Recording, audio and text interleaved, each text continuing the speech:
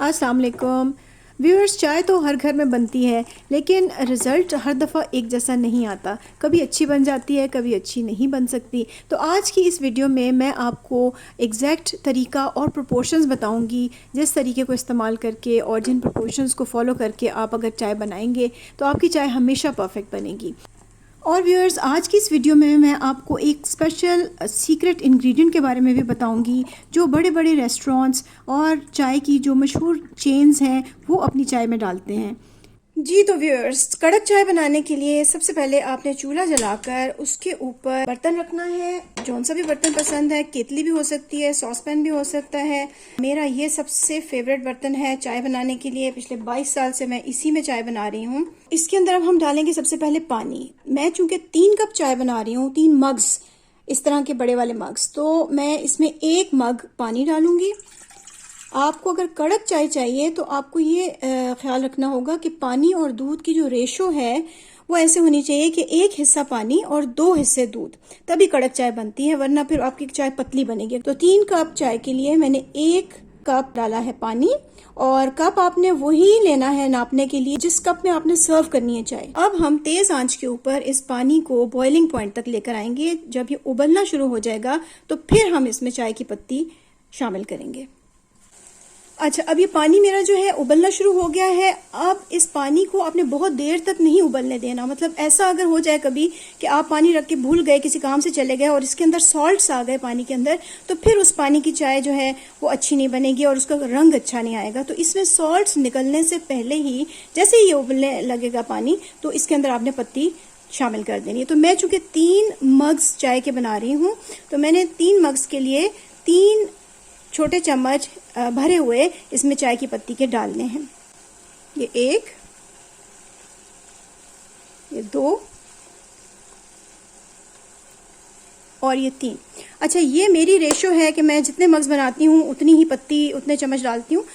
इस रेशो को आप थोड़ा बहुत अपनी मर्जी के मुताबिक ऊपर नीचे कर सकते हैं।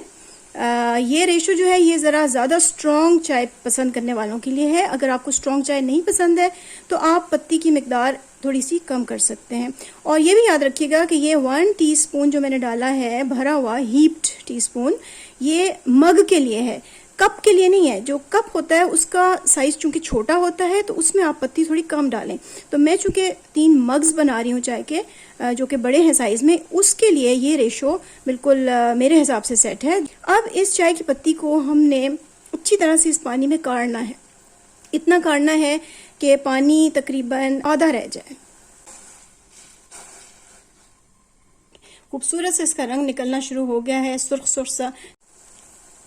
अच्छा व्यूअर्स, इस वीडियो में मैंने आपको वो सीक्रेट इंग्रेडिएंट तो ज़रूर बताना है जो रेस्टोरेंट्स और होटल्स वाले इस्तेमाल करते हैं, लेकिन उसके अलावा एक और ज़रूरी इंग्रेडिएंट है जो बहुत ही ज़रूरी है चाय बनाते वक्त ख़ास तौर पे। वैसे तो कुछ भी आप पका रहे हो घर में तो उसके लिए ज़रूरी है, लेकिन चाय के लिए तो वो इंग्रेडिएंट इंतहाई ज़रूरी है, और वो है मोहब्बत। जो चाय मोहब्बत से बनाई जाती है, प्यार से बनाई जाती है, उसका जायका लाजवाब होता है। तो मोहब्बत से चाय बनाएंगे जब आप, तो इंशाल्लाह आपका रिजल्ट बहुत अच्छा आएगा। जी जनाब, तो ये हमारा कहवा जो है पक गया है अच्छा खासा, इसके अंदर कलर आ गया है, पानी भी खुश्क हो गया है काफ़ी हद तक। अब मैं इसमें डालूंगी दूध। तो दूध के लिए वही रेशो आपने याद रखनी है कि 1:2, यानी 1 हिस्सा पानी और 2 हिस्से दूध। 3 कप चाय के लिए 1 कप पानी मैंने डाला था और 2 कप मैं इसमें डालूंगी दूध के। ठीक है, ये उबला हुआ दूध है, पहले से उबला हुआ है, कच्चा दूध नहीं मैं डाल रही हूँ। अच्छा, 2 कप तो मैंने दूध डाल दिया।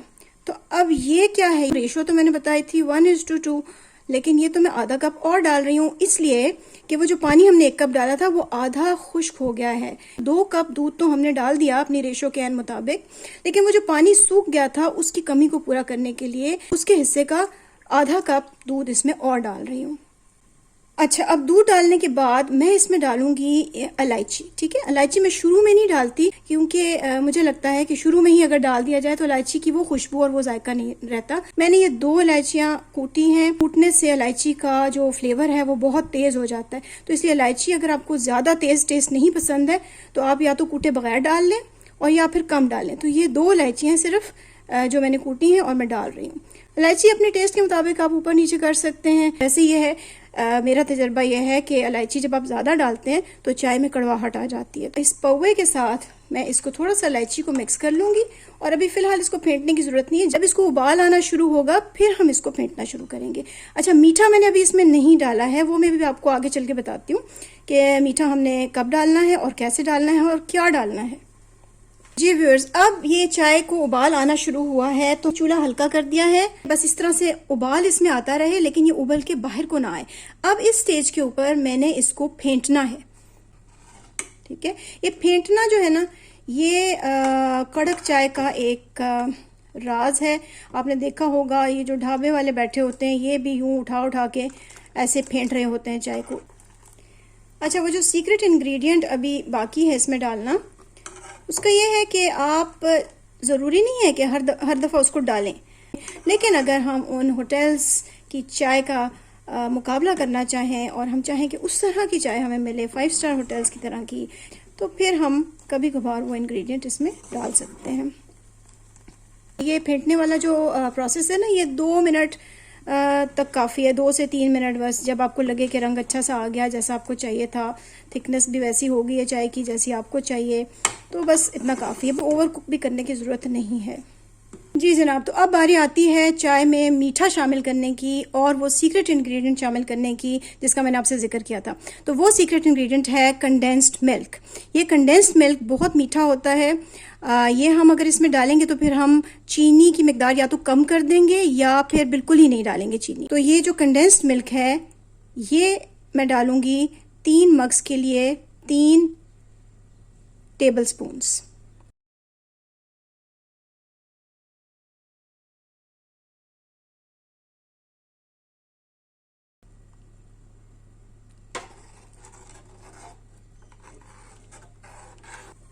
अच्छा, अब आप इस स्टेज के ऊपर चाय को चख लें। अगर आपको मीठा कम लगता है तो आप इसमें साथ ही चीनी भी थोड़ी सी शामिल कर सकते हैं, और अगर चाहें तो कंडेंस मिल्क की क्वांटिटी बढ़ा लें। अच्छा, ब्राउन शुगर अगर आप डालें ना चाय में तो उससे भी चाय के टेस्ट को 4 चांद लग जाते हैं, बहुत मज़े का टेस्ट हो जाता है। और कुछ लोग शहद भी डालते हैं। शहद का ये कि शहद बाद में आप अपने कप में डालेंगे, इसमें डाल के पकाना नहीं है, वरना शहद की जितनी न्यूट्रिशन है वो ज़ाया हो जाएगी। तो जनाब, एक उबाल अब इसको दूंगी मैं कंडेंस मिल्क डालने के बाद और चाय हमारी हो जाएगी रेडी। उबाल आ गया इसको चाय को, और अब मैं कर दूंगी चूल्हा बंद और इस चाय को हम डालेंगे मग में।